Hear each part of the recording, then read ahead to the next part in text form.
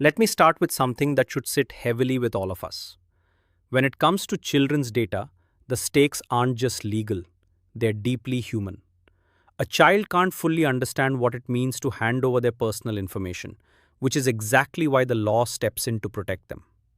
In this chapter, we'll explore Rule 10 and the heightened obligations around children's and disabled persons' data. We'll look at why Section 9 imposes stronger duties here, how the framework defines a child, and what verifiable parental consent actually means in practice. We'll examine approved verification methods, including the role of tools like DigiLocker. We'll cover the kinds of processing that are outright prohibited when it comes to children, like certain tracking and targeting. We'll discuss age gate design and the technical measures behind it, and then turn to consent for persons with disabilities and their lawful guardians. We'll look at the exemptions that exist for essential services, and then walk through a compliant sign-up flow as a worked example before finishing with a checklist. This is a chapter where compliance and ethics genuinely overlap, so let's approach it with the care it deserves. Let's begin. Let's begin by understanding why children's data gets special, heightened treatment under the framework anchored in Section 9. The simple answer is that children are vulnerable in ways adults aren't, and the law recognizes that. Think about it. An adult can read a privacy notice, weigh the trade-offs, and make an informed choice about sharing their data, at least in principle. A child often can't. They may not grasp what data collection means, what targeted advertising does, or how their information might be used down the line. That gap in understanding is exactly why stronger protections exist. So Section 9 imposes additional obligations on organizations that process children's data. It's not enough to treat a child like a small adult and apply the normal rules. The framework says, when you're dealing with a child's data, you owe a higher duty of care. Let me give you an analogy. Think about how society treats children differently in many contexts. We don't let them sign contracts, drive cars, or make certain decisions alone, precisely because we recognize they need protection. Data is no different. A child's information deserves a protective shield that adult data doesn't necessarily require. Here's the instructor's framing. As we go through this chapter, keep one principle in mind. The default posture toward children's data is caution. Where an adult situation might allow flexibility, a child situation demands extra safeguards. This isn't bureaucratic box ticking. It reflects a genuine ethical commitment to protecting those who can't fully protect themselves. That spirit runs through everything in Rule 10. Before we can protect children's data properly, we need to answer a basic but crucial question. Who counts as a child under this framework? Because the protections only apply if you can correctly identify who they apply to. Under the DPDP framework, a child is defined as an individual who has not completed 18 years of age. So the line is drawn at 18. Anyone below that threshold is a child for these purposes and is entitled to the heightened protections we are discussing. Now, why does this precise definition matter so much for you operationally? Because it sets the boundary for when the special obligations, like verifiable parental consent, kick in. If you don't know whether a user is a child, you don't know which rules to apply. Let me point out something important here. 18 is a relatively high threshold compared to some other frameworks around the world, where the line for certain protections might sit lower. This means a wider band of your users could fall into the protected category than you might assume. A 16 or 17-year-old who in everyday life might seem quite capable online is still a child under this framework. Here's the practical challenge this creates, and we'll explore it more. How do you actually know someone's age online? Anyone can type in a birth date. This is where age verification and parental consent mechanisms become essential, because the entire protective structure rests on correctly identifying who is a child in the first place. So lock in this number. Under 18 means child, and child means heightened protection. Now let's get to the heart of children's data protection, verifiable parental consent. This is the central mechanism, so let's understand it carefully. The principle is this. When processing a child's personal data, you generally need the consent of the child's parent or lawful guardian. And crucially, that consent must be verifiable. Let me unpack both parts. First, it's the parent's consent, not the child's, that matters. Since a child can't give valid consent themselves, the responsibility shifts to the parent or guardian who can make that informed decision on the child's behalf. Second, and this is the tricky part, the consent must be verifiable. It's not enough to just have a checkbox that says, I am a parent. You need a reasonable way to actually confirm that the person consenting is genuinely the child's parent or guardian and is an adult. Think about why this matters. Imagine a sign-up form that just asks, are you over 18 or do you have parental permission? A child could simply lie, click yes, and bypass the entire protection. That defeats the purpose. Verifiable means you've taken real steps to confirm it's truly a parent giving consent. Here's a real-world analogy. Think about how a school needs a parent's actual signature on a permission slip, not just the child's word that my mom said it's fine. The verification is what gives the consent weight. So the instructor's takeaway is this. Verifiable parental consent has two demands. Get the parent's consent and verify it's genuinely the parent. We'll look at how you actually achieve that verification next, because that's where the practical challenge really lives. Let's tackle the practical question that verifiable parental consent raises.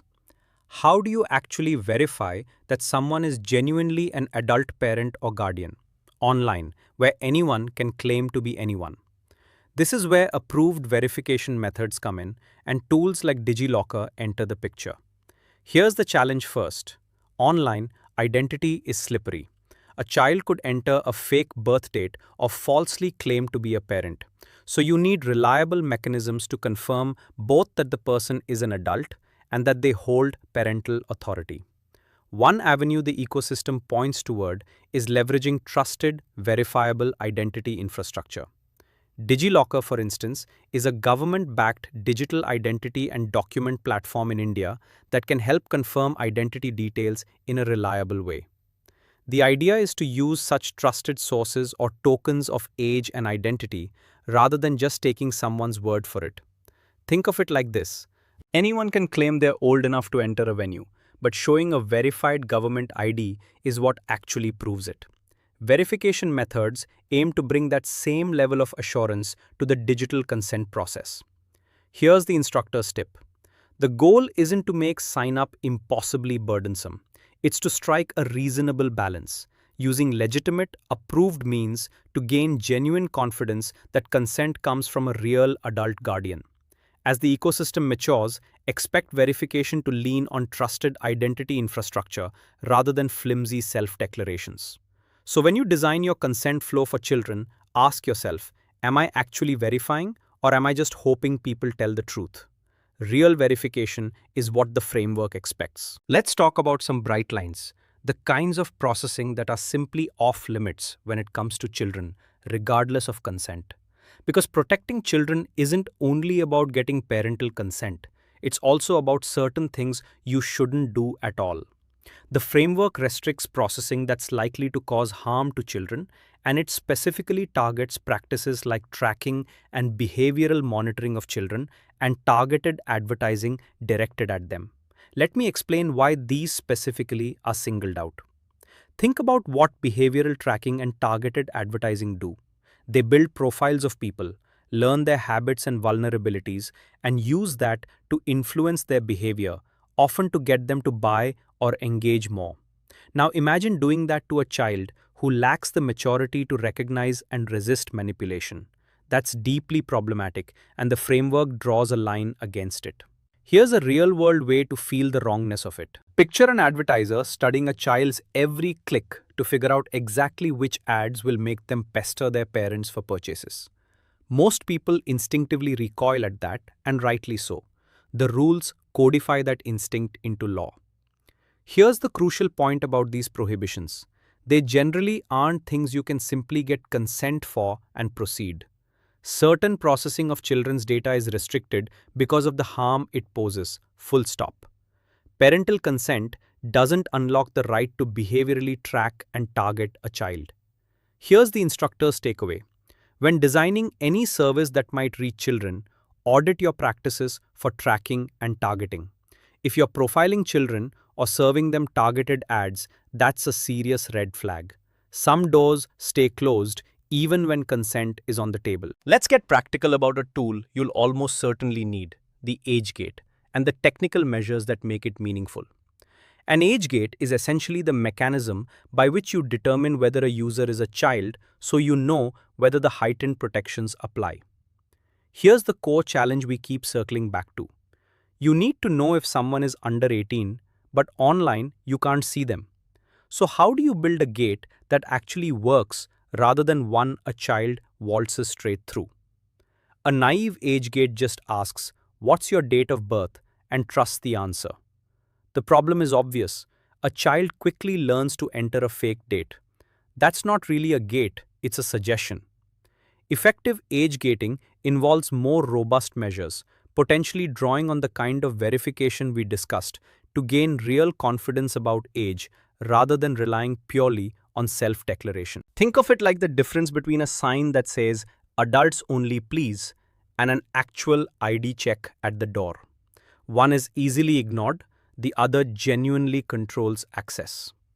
Now there's a balance to strike here, and it's a real tension.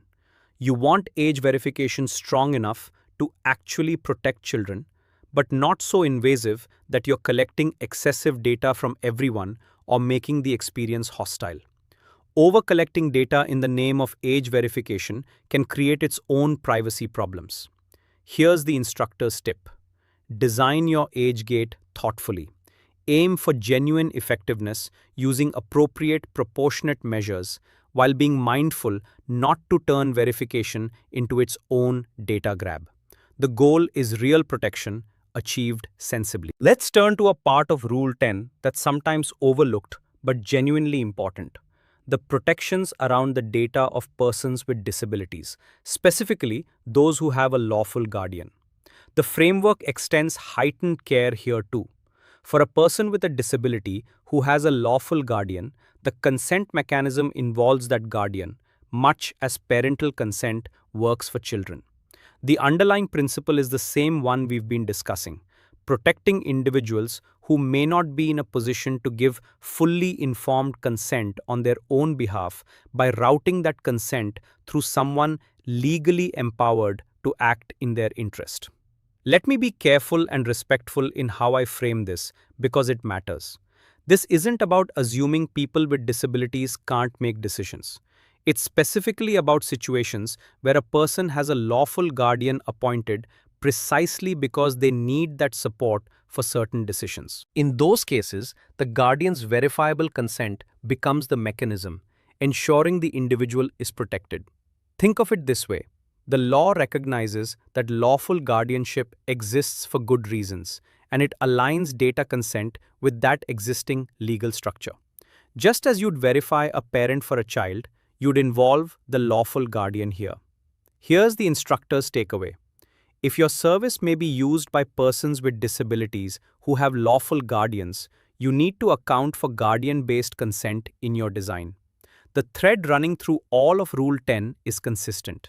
Where an individual needs protection in giving consent, the framework provides a verified, guardian-based pathway to ensure their data and their interests are safeguarded with appropriate care. Let's bring some balance to the picture, because Rule 10 isn't only about restrictions.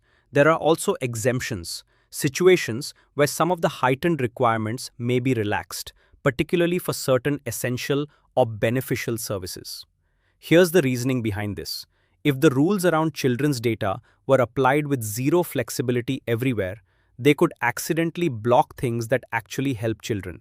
Imagine a child's health service, or an educational platform, or a safety feature being unable to function because verifiable parental consent created an impossible barrier in a context where it doesn't make sense. So the framework allows for certain exemptions in defined circumstances.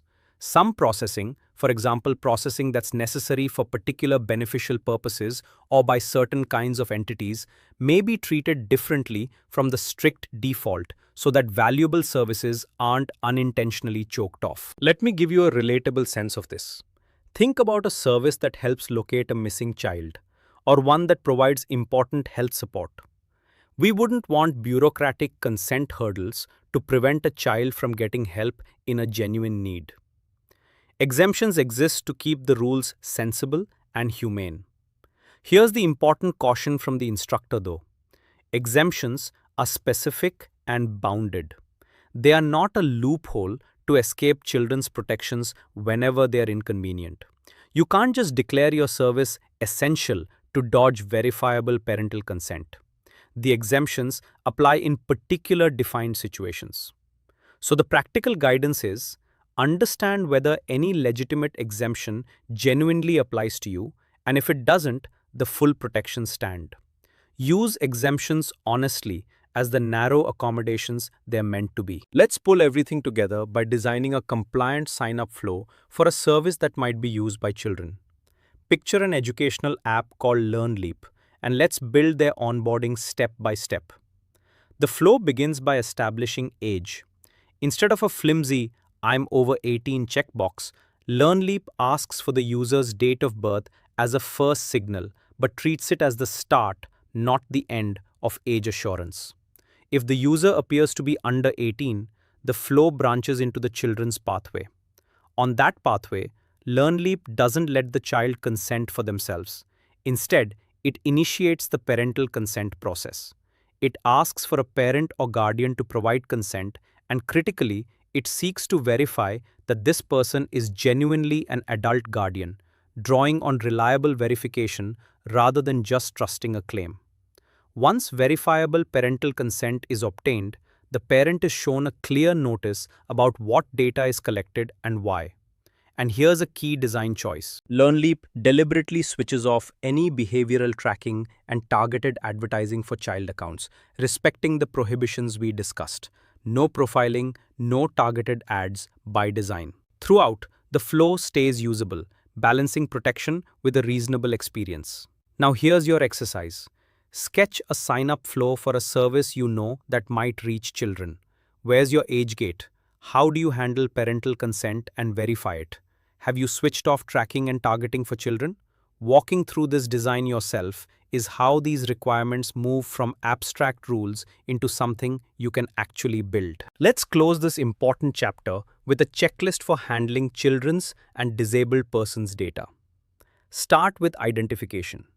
Do you correctly recognize that a child is anyone under 18? And do you have a meaningful way to identify when a user falls into that category rather than relying on an easily faked declaration? Now the core mechanism. For children's data, do you obtain verifiable parental or guardian consent with real steps to confirm the consenting person is genuinely an adult guardian? Have you considered approved verification approaches, drawing on trusted identity infrastructure where appropriate?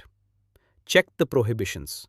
Have you switched off behavioral tracking and targeted advertising directed at children, recognizing these are restricted regardless of consent? Move to design. Is your age gate genuinely effective and proportionate, protecting children without turning into an excessive data grab on everyone? Now, disabilities. If your service may reach persons with disabilities who have lawful guardians, have you built in guardian-based consent? Consider exemptions honestly. Have you assessed whether any legitimate exemption genuinely applies without using it as a loophole? And finally, the ethical gut check. If a parent reviewed exactly how you handle their child's data, would they feel their child was respected and protected? Run this checklist with extra care because here the stakes are human, not just legal. Make sure to subscribe to our channel so you don't miss the next chapter where we explore data principal rights and grievance redressal.